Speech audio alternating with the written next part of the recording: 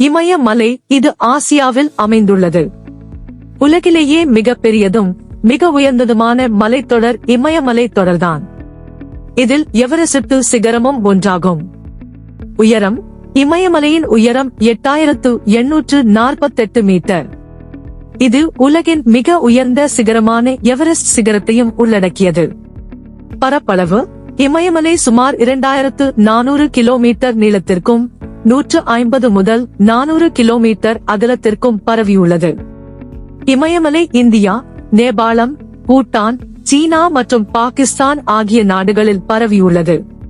தாவரங்கள் மற்றும் விலங்குகள்: இமயமலையில் பல்வேறு வகையான தாவரங்கள் மற்றும் விலங்குகள் வாழ்கின்றன. உயரமான பகுதிகளில் பைன் மற்றும் தேவதாரு மரங்கள் வளர்கின்றன. பனிச்சிறுத்தைகள், சிவப்பு பாண்டாக்கள், இமயமலை ஆடுகள் போன்ற அரிய விலங்குகளும் இங்கு காணப்படுகின்றன. இமயமலை பல மில்லியன் ஆண்டுகளுக்கு முன்பு இந்திய மற்றும் யூரேசிய தட்டுகள் ஒன்றுடன் ஒன்று மோதியதால் உருவானது.